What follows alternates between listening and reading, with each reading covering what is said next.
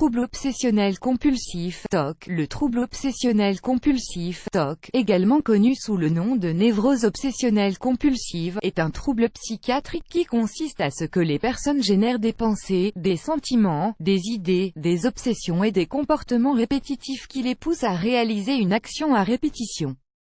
C'est ce que l'on appelle pulsion. Par conséquent, les personnes qui souffrent de TOC sont soumises à des crises d'anxiété et des crises d'angoisse lorsque quelque chose les dérange et qui les empêche de réaliser leurs rituels obsessionnels qu'elles répètent chaque jour. C'est pourquoi leur attitude est très différente en comparaison de la société qui les entoure. Les causes: on estime souvent qu'environ 2% de la population souffre de TOC. Généralement les symptômes se développent chez des personnes qui ont entre 20 et 40 ans, voire un peu plus. Parmi les différentes théories médicales ou explications scientifiques, on ne connaît pas encore les causes exactes, mais il a été prouvé que certaines anomalies cérébrales les généraient. De plus, les personnes atteintes de TOC souffrent de tics, c'est-à-dire des mouvements involontaires qui se produisent lors de la contraction de différents muscles du corps.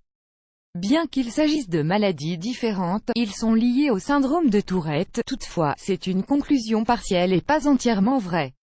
Les symptômes parmi les plus importants se trouvent par exemple, les pensées obsessionnelles qui sont des images répétitives et persistantes, produites par l'esprit.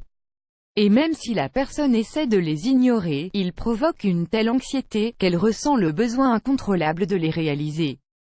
Les obsessions peuvent être identifiées de 4 manières: interrogative, besoin de vérifier à répétition certaines choses.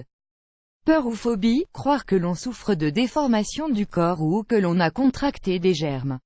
Pulsion, agressive ou sexuelle. Idées obsessives, besoin d'ordre, de symétrie, de questions religieuses, de temps, entre autres. Par rapport à ce qui précède, des pulsions se manifestent également. Ce sont des actes mentaux lors desquels le patient commence à répondre d'une idée obsessive.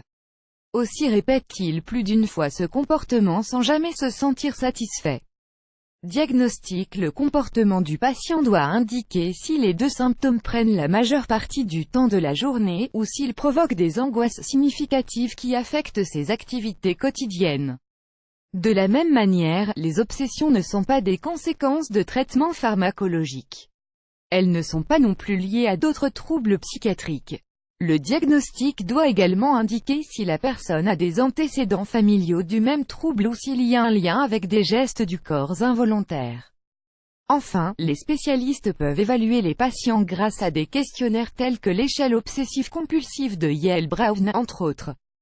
Traitement du trouble obsessionnel compulsif: les TOC se contrôlent principalement grâce à une thérapie comportementale et cognitive (TCC), lors de laquelle le patient est confronté à des situations qui amènent, délibérément, à des pensées obsessives, afin qu'il commence à contrôler son anxiété et son urgence de réaliser l'acte impulsif.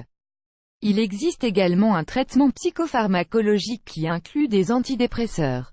Ainsi, on apporte une éducation psychologique aux patients et à leurs proches, ainsi qu'un entraînement constitué d'activités sociales et de savoir-faire.